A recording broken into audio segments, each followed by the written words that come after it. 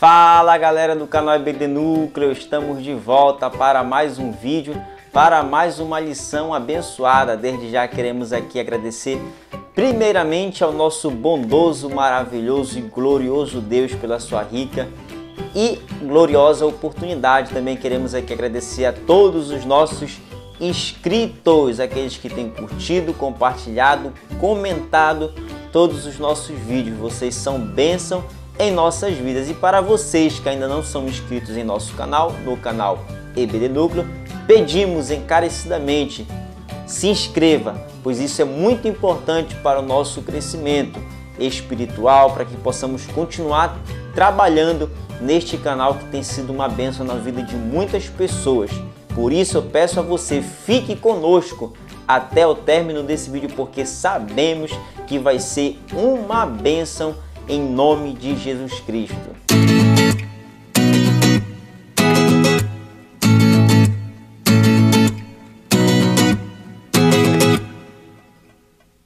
Então vamos continuar estudando a nossa revista desse primeiro trimestre do ano de 2021 com a lição de número 5, que tem por título Neemias, a oração de um construtor. O texto do dia diz o seguinte: estejam, pois, atentos os teus ouvidos e os teus olhos abertos para ouvires a oração do teu servo, que hoje eu faço perante ti, de dia e de noite, pelos filhos de Israel, teus servos. Neemias capítulo 1, versículo 6. A síntese da lição assim diz: com Neemias aprendemos duas valiosas lições, que a oração é uma ferramenta indispensável para vencermos os maiores desafios e que precisamos eleger as prioridades certas em nossas vidas. O texto bíblico se encontra em Neemias capítulo 1, do versículo 4 até o versículo de número 11, é o nosso texto bíblico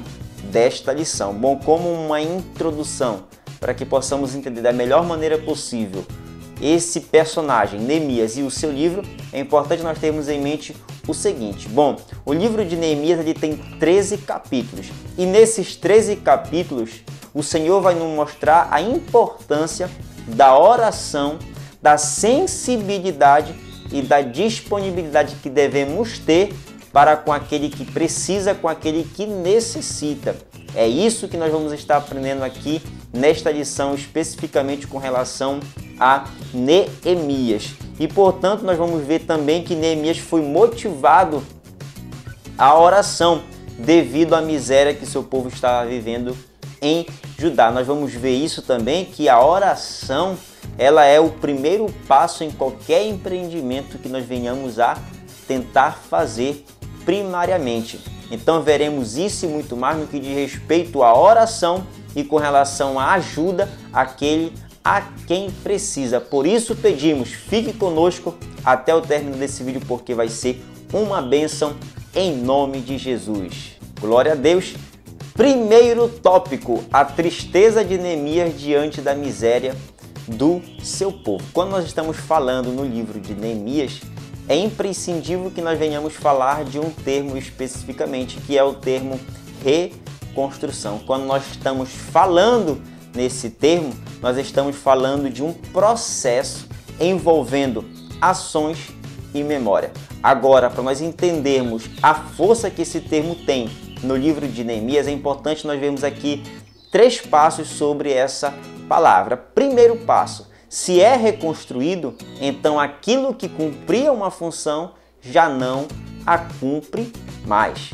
E é justamente isso. O processo da reconstrução tem por caráter aquilo você trazer de volta a sua real função que ela tinha antes, mas que agora ela não está mais cumprindo. É por isso que é uma reconstrução. O segundo passo, a destruição, ela sempre traz tristeza e sofrimento. Agora, se o livro de Neemias está preocupado na reconstrução, então logo nós estamos preocupados em tentar trazer a alegria, o gozo, a felicidade ao povo, especificamente ao povo de Jerusalém. Terceiro lugar, a reconstrução requer um grande esforço, pois restaurar dá mais trabalho do que construir do zero. É verdade, dá muito mais trabalho você reconstruir uma casa do que você começá-la do zero. E é justamente essas três características, esses três lugares que eu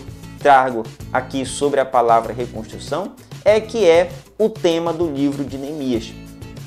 Agora perceba o seguinte, que quando nós estamos falando em reconstrução no livro de Neemias, nós não estamos tratando tão somente com relação a uma construção, a uma obra, com relação a uma obra da engenharia somente. Muito pelo contrário, quando nós estamos falando em reconstrução no livro de Neemias, nós estamos falando de um resgate da identidade de um povo. Nós estamos falando da renovação espiritual de um povo. Nós estamos falando da retomada da consagração a Deus.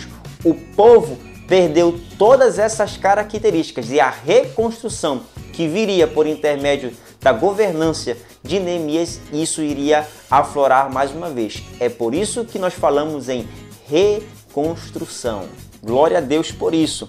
E agora, no livro de Neemias, nós vamos poder perceber que o livro vai relatar acerca dos fatos que estão ligados ao retorno a Judá. Quando nós lemos a história, quando nós temos a história na mente, é importante nós vermos que durante a história houveram 3 retornos a Judá. O primeiro retorno foi liderado por Zorobabel, o segundo foi por Esdras e o terceiro foi por Neemias. E o livro de Neemias trata justamente desse terceiro retorno a Judá. Essa história ela vai começar quando o povo de Judá é levado cativo para o exílio e passa a viver um dos períodos mais difíceis da sua história. Tanto é verdade que Jerusalém ela está destruída. Jerusalém está sendo humilhada, explorada e ameaçada. E além, digo mais, que até entre os próprios judeus havia injustiça. Haja vista que os judeus mais ricos estavam explorando os judeus mais pobres. Então nós vemos aqui que há em Jerusalém, em Judá, uma injustiça generalizada. Agora, onde que aparece Neemias nessa história? Bom, Neemias, quando nós lemos a história, nós vemos que Neemias ele é o copeiro do rei Artaxerxes I, o rei da Pérsia. E Neemias, por ele ser copeiro do rei, ele tem muito conforto, ele tem status, ele tem comodidade, ele tem estabilidade na sua vida.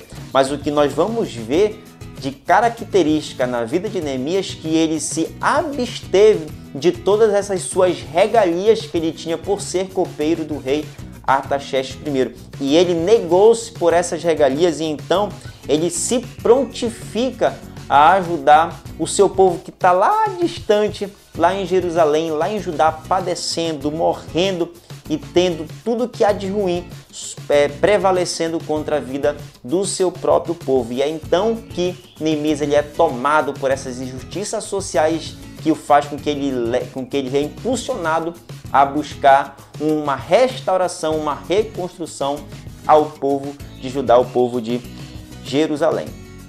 Na verdade, quando nós estamos falando em Neemias, é importante nós tratarmos sobre 2 características principais a respeito deles que aparecem no texto. A primeira característica é a sensibilidade e a segunda característica é a empatia. Bom, eu trouxe aqui os conceitos de sensibilidade, que é o seguinte: é o ato de sentir e, a partir desse sentimento, expressar-se e agir. Ou seja, a sensibilidade é o ato de você sentir, mas não fica somente no âmbito do sentimento, mas você é impulsionado a agir, a ter uma ação. E agora a segunda palavra é empatia, e o termo significa colocar-se no lugar do outro. Mas não é tão somente colocar-se no lugar do outro, mas é colocar-se no lugar do outro sentindo a sua dor. Então perceba que por mais que Neemias estivesse longe do seu povo, mas ele tinha sensibilidade, ele tinha empatia, pois ele se colocou na pele do seu próprio povo e fez com que ele sentisse todo aquele peso espiritual que estava carregando o povo que estava em Judá. Então, Neemias é tomado por esses 2 sentimentos, que possamos, em nome de Jesus, também cultivarmos essas qualidades em nossas vidas, para que em nome de Jesus continuemos prosseguindo a alcançar a estatura de varão perfeito para a sua glória e em sua glória em nome de Jesus. Agora fazendo um paralelo com a atualidade, é importante nós termos que essa situação do povo de Judá, de Jerusalém, não é muito diferente da atualidade. Por exemplo, hoje nós vemos que a sociedade ela está envolta pelo uso de drogas, pelo vício, pelas bebidas que muitas vezes levam a algumas atitudes inapropriadas, algumas condutas que não são muito louváveis. Nós vemos aí a violência exagerada, nós vemos também a miséria, nós vemos a fome. E aí nesse sentido nós podemos aqui citar Serra Leoa e Moçambique, que estão entre as 10 que mais tem a miséria como uma das suas características lá no continente africano. Então perceba aqui que atualmente o mundo está envolvido por tudo que é de ruim, está envolvido por tudo que é coisas más, e nós temos sofrido, a humanidade tem sofrido de maneira horrenda. Mas aí a pergunta que fica para nós que somos cristãos, a pergunta qual tem sido a nossa postura diante disso? Qual tem sido a postura do povo de Deus diante dessas injustiças sociais? Qual tem sido a sua postura? Qual tem sido a minha postura? Nós somos realmente sensíveis? Nós somos realmente empáticos, assim como foi Neemias? Então fica aí esse questionamento, essa reflexão a cada um de nós, para que venhamos aqui estar refletindo sobre que atitude nós temos tomado diante desse mundo que tem aí sofrido pelo pecado, pela fome, pela miséria e pelo uso de drogas. Enfim, o corpo de Cristo ele deve fazer a diferença, meus irmãos. Como eu disse, como eu falei na semana passada, Cristo nos chamou para que viéssemos a ser o sal da terra e a luz do mundo. Isso significa que nós venhamos fazer uma diferença perceptível na vida das pessoas. Portanto, nós falamos que nós devemos falar do amor de Cristo, mas não tão somente ficar no campo teórico, somente no campo da fala, mas que nós venhamos manifestá-lo em nome de Jesus Cristo.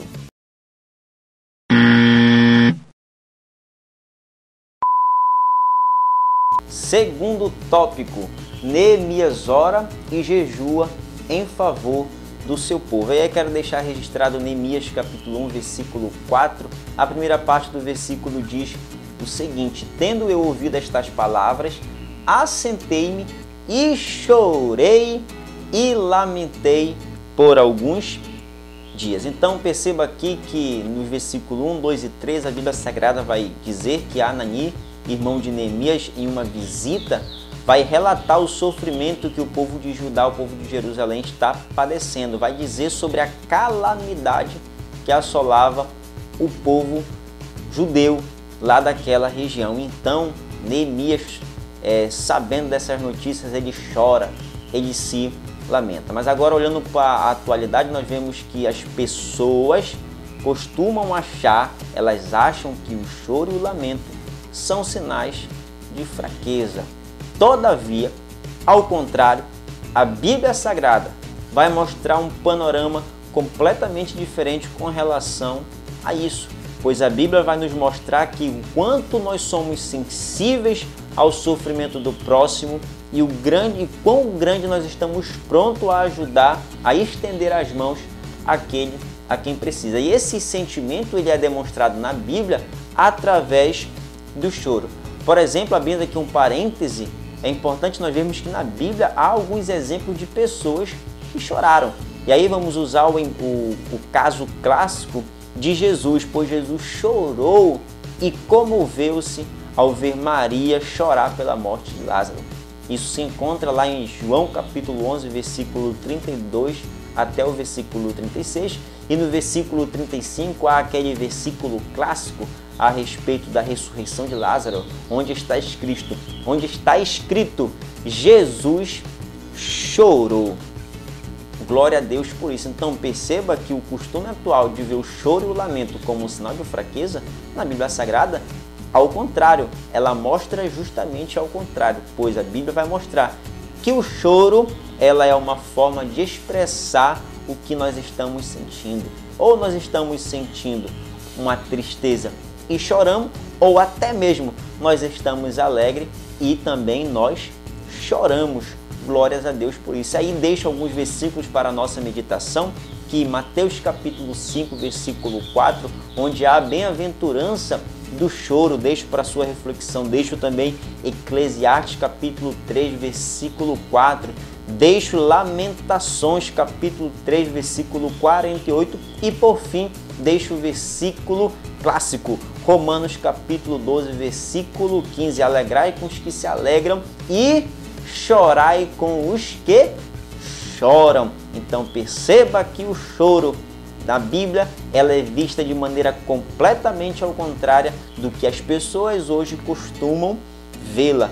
Glórias a Deus por isso. E agora na parte B do nosso versículo 4 do capítulo 1 do livro de Neemias diz o seguinte: e estive jejuando e orando perante o Deus dos céus. Perceba que nenhum ser humano deve aqui passar a vida toda chorando, né? Apesar de nós termos falado anteriormente a importância do choro, ninguém vive o resto da vida toda chorando, né? Muito pelo contrário. E aí temos que ver a questão do equilíbrio, da moderação. Tanto é verdade que o próprio Neemias é um exemplo disso. Por exemplo, o primeiro momento que Neemias passa é o momento do choro, é o momento da lamentação. Mas agora esse primeiro momento acabou, esse primeiro momento passou. E então chega a vez da verdadeira ação que um servo de Deus deve ter. E essa ação começa justamente pela oração, pela ação, pelo jejum. Glórias a Deus por isso. E aí, abrindo um grandíssimo parêntese sobre o jejum, na verdade no trimestre nós estamos falando aqui sobre oração, mas agora nós vamos abrir um parêntese para falar a respeito do jejum. Na revista diz o seguinte a respeito do jejum, que quando nós jejuamos, nós submetemos nossas vidas a uma dependência total de Deus e passamos a nos alimentar apenas da ação do Espírito Santo em nosso ser. E aí, falando sobre oração, é importante também nós falarmos sobre o propósito da oração. E aí que eu coloquei um monte de propósito a respeito da oração. Eu quero aqui comunicar a vocês alguns versículos para a sua meditação aí na sua casa. Por exemplo, no Velho Testamento, a Bíblia vai tratar sobre os diferentes propósitos que o jejum tem. Por exemplo, a consagração, Números capítulo 6, versículo 3. Arrependimento de pecados, 1 Samuel 7,6. Luto, 2 Samuel 1,12. Aflições, 2 Crônicas 23. Buscando proteção, Ester 4,16. Em situações de enfermidade também se jejua, Salmo 35, verso 13. A intercessão, Daniel 9,3. E agora, partindo para o Novo Testamento, especificamente nos Evangelhos, deixo para a preparação para a batalha espiritual. O jejum também é importante para isso. Tem um propósito também para isso. Mateus 17, 21. Também para estar com o Senhor. Isso é interessante. Lucas 2, 37. E também para preparar-se para o ministério. Lucas capítulo 4, 1 e 2. E também especificamente no livro de Atos dos Apóstolos, porque nós vemos a igreja primitiva também praticando o jejum. Por exemplo, para ministrar o Senhor, Atos 13, 2, para enviar missionários, Atos 13, 3, e também para estabelecer presbíteros, Atos 14, 23. Então nós percebemos e vemos que o jejum tem infinitos propósitos, ou melhor, tem muitos propósitos. E aí cabe a você com quais propósitos você vai jejuar, a quais propósitos você vai se abster do alimento. O jejum, como Jesus disse, ela também deve ser feito com discrição, ou seja, deve ser feito de forma discreta. Isso se encontra em Mateus capítulo 6, versículo 17 e versículo 18, onde Jesus está dando o sermão do monte. E por fim, nós deixamos Isaías capítulo 58, versículo 6 e versículo 7 sobre o verdadeiro jejum. Isaías nos deixa aí qual é o verdadeiro jejum. Glórias a Deus por isso. Agora, acessada essa parte do jejum, agora nós vamos partir para Neemias, capítulo 2, versículo 4, em que diz o seguinte, a palavra do Senhor: Disse-me o rei, que me pedes agora? Então orei ao Deus dos céus. Então o rei Artaxerxes primeiro se direciona a palavra até Neemias e pergunta: que me pedes agora? E aí, continuando o versículo, diz a palavra: então orei ao Deus do céu. Na verdade, aqui podemos dizer que Neemias efetua uma pequena oração. E aí recorro àquilo que temos falado desde a lição 1 desse trimestre, de que temos que fazer, sim, da oração um estilo de vida. Dando base a isso, sempre nós vamos usar 1 Tessalonicenses capítulo 5, versículo 17, onde diz: orai sem cessar. Não nos esquecemos que devemos fazer da oração um estilo de vida. E Deus está falando isso conosco desde a lição de número 1. E aí, por fim, nós podemos concluir que as barreiras, e qualquer que sejam as barreiras, se é grande, se é pequena, se é independentemente das suas características, a oração tem poder para derrubar toda e qualquer barreira. Glórias sejam dadas ao nome do nosso Deus. Terceiro tópico, os resultados da oração de Neemias. No versículo 6, lá na parte final desse versículo, a palavra do Senhor vai dizer o seguinte: aprove ao rei enviar-me e marquei certo prazo. Então vemos aqui que por meio da oração, Deus abriu as portas a Neemias, e o rei Artaxerxes I permitiu e colocou Neemias na função de governador sobre Judá, com a função de reconstruí-la. E aí só que nós vemos o seguinte, que durante toda a partir de então, toda a caminhada de Neemias foi também vista com muitas adversidades, com muitas dificuldades. Aí podemos citar aqui algumas. Por exemplo, houveram nações vizinhas que também estavam sendo caracterizadas como adversárias. Os próprios judeus, aquilo que eu falei logo no início, de que os judeus mais ricos estavam explorando e humilhando os mais pobres. E, em específico, nós temos que falar desses dois opositores ferrenhos de Neemias e da reconstrução dos muros, que é Tobias e Sanbalates, que eram os governadores de Amon e Samaria. Eles eram tão horríveis que eles zombaram e levantaram uma série de calúnias contra Neemias e todos os seus trabalhadores. Isso se encontra em Neemias capítulo 2, do versículo 10 até o versículo 20. Agora, a pergunta que poderemos fazer uma ou outra é o seguinte: e qual era a resposta de Neemias? Qual era a atitude que Neemias tomava diante de todas essas adversidades? É justamente o tema principal do nosso trimestre. Exatamente, Neemias somente orava, trabalhava, era disciplinado, fazia aquilo que ele devia fazer de acordo com a vontade dele. Ponto final, acabou. Era isso que Neemias fazia. Agora, pulando do capítulo 2, pulando até o capítulo de número 6, no versículo 16, na parte final do texto, vai dizer que Neemias, ele reconhece a Deus, e reconhece a Deus como aquele que realmente fez a obra. Não foi pelas forças de Neemias que eles conseguiram reconstruir os muros de Jerusalém. Na verdade, Neemias foi somente um instrumento do Senhor, uma ferramenta dele para empreender essa grande obra, pois em Neemias capítulo 6, versículo 16, ratifico de que foi o nosso Deus que fizera esta obra, diz Neemias. Glórias a Deus por isso. Portanto, nós podemos concluir o seguinte, que o nosso chamado, a nossa capacitação, por mais ínfima que seja, as nossas condições e as nossas forças não são nossas, são tudo dele, são do nosso Deus. Nós somos apenas instrumentos pela graça de Deus, pela sua misericórdia, nós somos somente instrumentos, ferramentas. Glórias a Deus por isso, assim como Neemias, que possamos também nos colocar na disposição, ter o coração sensível, ter o coração empático com a dor do próximo. E aí dei o exemplo clássico, que é o mundo que está perecendo e morrendo. Que em nome de Jesus nós possamos ser envolvidos por este sentimento de Neemias. Então, esta foi a nossa lição, uma lição maravilhosa, uma lição única sobre Neemias e sobre o livro de Neemias. É claro que não esgotamos o assunto e os principais pontos, as qualidades aqui de Neemias, mas por esses instantes foi importante nós estarmos aqui. Que em nome de Jesus Deus possa abençoar a sua vida e que até a próxima semana, em nome de Jesus, nós estaremos aqui.